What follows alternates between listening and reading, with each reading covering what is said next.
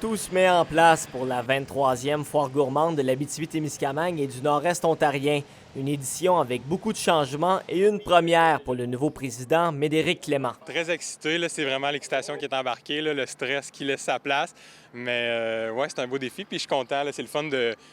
Quand on voit tout ça en train de se monter puis que ça devient concret, là, c'est là que c'est vraiment le fun. Parce que la dernière année n'aura pas été de tout repos pour la foire. En mai 2024, son ancien président Bernard Flébus expliquait que l'avenir du festival était en péril à la suite du retrait d'un financement de 60 000 $ de Patrimoine Canada qui avait déjà sabré leur subvention de l'année précédente. L'organisation s'est donc serré la ceinture et cette année, on offre une édition revampée avec plusieurs petits chapiteaux éparpillés sur le site qui accueilleront les exposants. C'est pour ça qu'on essaie aussi d'offrir quelque chose, une expérience différente aux gens, essayer de rallumer l'intérêt des gens pour la foire. Fait qu'on espère que ça va bien aller. Comme tu dis, la situation n'est pas facile, mais on s'est battu toute l'année, on est debout, on est là cette année. Donc on espère que les gens vont être au rendez-vous. L'an dernier, la scène des spectacles principaux avait été intégrée au même grand chapiteau que les exposants.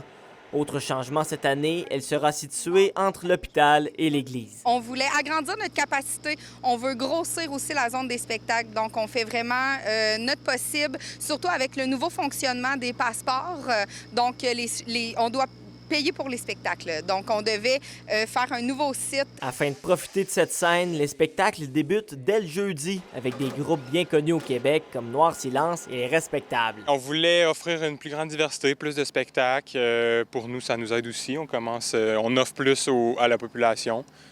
Et avec la nouvelle scène qu'on a aussi, on voulait en profiter le plus possible. Et côté exposants, ce sera une édition très bien remplie. Avec nos exposants et artisans, au total, on est à peu près un record, on dirait. Là, on a pas mal dans les plus hauts qu'on a déjà eu. On a une quinzaine de nouveaux aussi exposants qui sont jamais venus à la foire, qui vont être là. Donc, il va y avoir beaucoup de nouveautés, beaucoup de nouvelles choses à découvrir. Alors, pour tous les gourmands et gourmandes de la région, il y en aura pour tous les goûts jusqu'à dimanche à Ville-Marie. William Maillé, RNC Nouvelles, Ville-Marie.